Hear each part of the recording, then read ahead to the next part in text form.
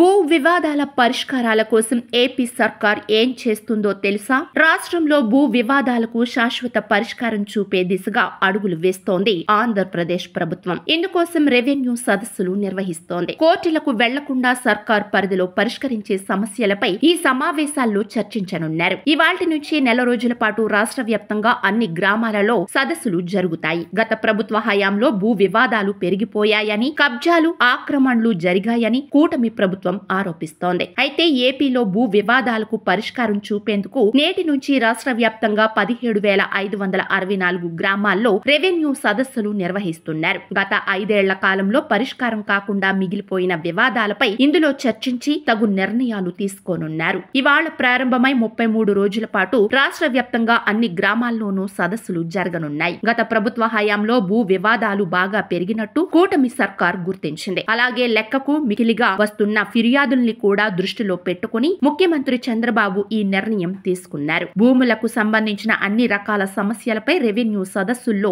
ఫిర్యాదులు తీసుకుంటారు. వాటికి స్పాట్ లోనే పరిష్కారం చూపనున్నారు. అలాగే సదస్సుల్లో ఆయా గ్రామాలకు సంబంధించిన రికార్డుల్ని ప్రదర్శిస్తారు. అసైన్డ్, ప్రీ హోల్డ్, లీజ్, కేటాయింపు భూముల వివరాలు కూడా ప్రకటిస్తారు. మరోవైపు గతంలో ఇళ్ల పట్టాలు పొందిన లబ్ధిదారుల్లో అనర్హుల ఏరివేతకు కూడా శ్రీకారం చుట్టింది ప్రభుత్వం. అంతేకాకుండా అసైన్డ్, ప్రీ హోల్డ్ భూముల్లో అక్రమాలు జరిగాయా అన్నది కూడా రెవెన్యూ సదస్సులు ప్రత్యేకంగా పరిశీలించి చర్యలు తీసుకుంటామని చెబుతోంది ప్రభుత్వం. ఈ కార్యక్రమం ద్వారా దాదాపు 80% సమస్యలకు పరిష్కారం దొరుకుతుందని అంచనా వేస్తోంది సర్కార్. నిజమే, భూ వివాదాలు గత కొంతకాలంగా పరిష్కారం కాకుండా అలానే ఉండిపోయాయి. ఇప్పుడు సర్కార్ ఇలా చేస్తే చాలా వరకు సమస్యలు పరిష్కారం అవుతాయి.